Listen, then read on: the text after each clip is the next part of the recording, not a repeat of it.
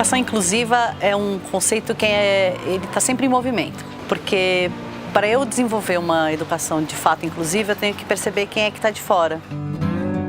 A educação é um direito humano, só que às vezes tem parcela da população que a gente nem percebe que está de fora, porque a gente, quase como se a gente não sentisse falta. E esse é o caso das pessoas com deficiência. As crianças com autismo, elas, quando entram na escola, elas estabelecem de pronto um desafio. Como fazer?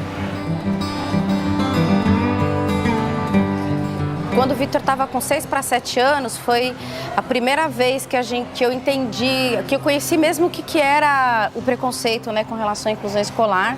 O Vitor foi negado a matrícula em aproximadamente 8 escolas. As escolas falavam que não estavam preparadas e tal. Na época a gente também não tinha assim, uma legislação que protegesse a matrícula, né? Mas uma que me impactou muito foi uma escola que eu cheguei para conversar e falei, eu queria conhecer a equipe e tal, porque eu vou trazer o meu filho. E aí na secretaria mesmo ela falou, olha gente, mas a gente não tem ninguém, assim, uma equipe. Eu falei, não, mas a gente constrói junto e tal, né? Ela falou, olha, mas se você quiser colocar aqui, você pode colocar. Mas eu vou logo te contar que tinha um menino igual a ele, um ano passado, e juntou uma turma e deixou esse menino pelado um dia na escola. Então, se você quiser trazer ele pra cá, você traz, mas a gente não garante nada. Aí eu entendi, eu falei, opa, peraí que tem uma realidade aí que eu não conhecia e que eu vou ter que lidar com ela.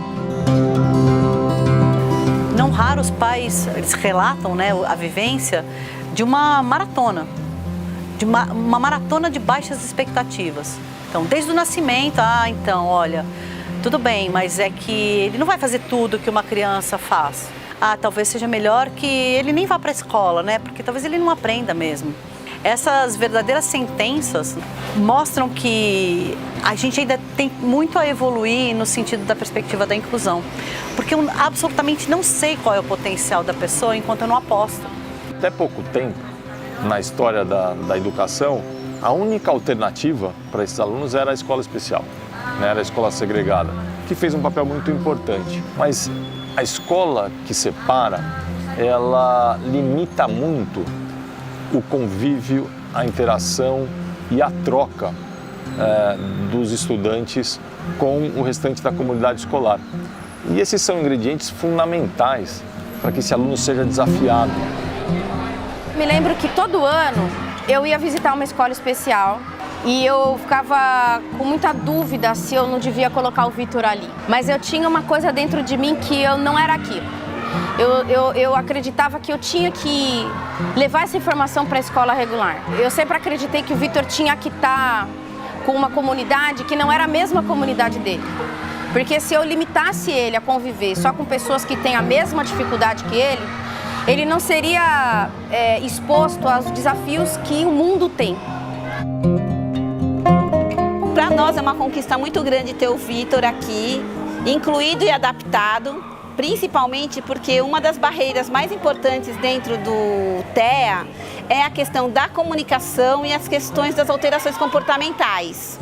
Isso gera uma barreira que é a barreira atitudinal, que significa como que a comunidade, as pessoas e o espaço criam a imagem desse aluno e se referem a ele. Eu sinto que para o Vitor estar na escola é um momento que ele tem responsabilidade na vida dele. Ele encara a escola de uma maneira muito forte. Eles tendo a interação com o outro, o contato com o outro, que é uma coisa que eles têm mais dificuldade, dividir o mesmo ambiente com uma outra criança é muito importante na vida deles. A articulação desde o porteiro, a merendeira, o merendeiro, a coordenação, a gestão, né, escolar, é um movimento que tem que ser constante. Se o professor só fizer o trabalho, a gente tem uma inclusão assim muito de fachada, porque ele fica sem força para movimentar toda uma situação, né? Então é preciso que toda essa rede esteja trabalhando em consonância. A inclusão, ela requer então serviços especializados de apoio a esse aluno, recursos diferenciados. Então tudo isso o profissional de AE, que é o professor de atendimento educacional especializado, ele tem por obrigação organizar o ensino com base nesses suportes. para que esse aluno também tenha essa base de acesso ao currículo. Não é o que funciona para o aluno com autismo, mas o que funciona para aquele ser humano. A gente tende a achar que é possível a gente começar a criar estratégias por tipo de deficiência ou por perfil de estudante, quando na verdade a gente precisa entender a história daquele aluno e pensar o que funciona para ele. No fundo, existem diferentes formas de aprender. A gente vê poucas pessoas com deficiência nos diversos lugares sociais, então nos shoppings, nos clubes, e a gente sabe que elas existem, elas estão na sociedade. E isso é tão real que a demanda de alunos com deficiência nas escolas, principalmente de 2005, 2006 para cá, mais do que triplicou. Então, se esses alunos estavam aonde? Essas pessoas estão aonde se estão somente na escola? Então, é importante esse movimento de inclusão, porque a partir do convívio escolar, você vai criando uma cultura de convivência, uma cultura de acesso a direitos. As relações humanas, elas são aprendidas. Então, quando a gente aprende a estabelecer essas relações, a gente leva essas relações da escola para fora. E aí, obviamente, tem um impacto em toda a sociedade. O fato da gente, por exemplo, não saber como a gente cumprimenta uma pessoa cega, não é falta de informação, é falta de convivência. A conquista do protagonismo da pessoa com deficiência, a luta das famílias da pessoa com deficiência, invalidar o direito de estar na escola regular, é uma modificação social mundial. Tem barreiras imensas ainda, extremas, porque a gente tem que chacoalhar a sociedade que durante muito tempo tirou essa população da participação, não acreditou no potencial dessa população e desacreditou essas próprias pessoas do seu potencial. E isso é muito sério. Então, a gente tem uma dívida muito grande com essa população. E a gente precisa assumir o compromisso de garantir a inclusão dessa população. Todo esse movimento não é uma coincidência, né? Esse é um movimento mundial em prol da gente ampliar a nossa perspectiva de humanidade. Parece um pouco messiânico, talvez, mas não é.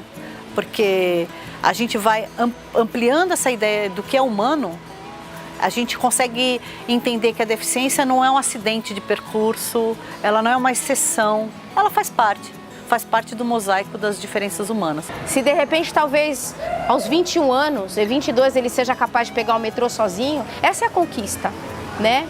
Não tem problema ele ter steams, né, no meio do metrô. Outras pessoas vão conviver e vão falar, acho que esse cara é autista, né? Ele não vai ser uma pessoa tão esquisita, que vai incomodar tanto. A gente se incomoda com as deficiências porque a gente não conviveu com elas, a gente não sabe como lidar com elas. E no momento que a gente vai convivendo, esses incômodos, eles deixam de existir.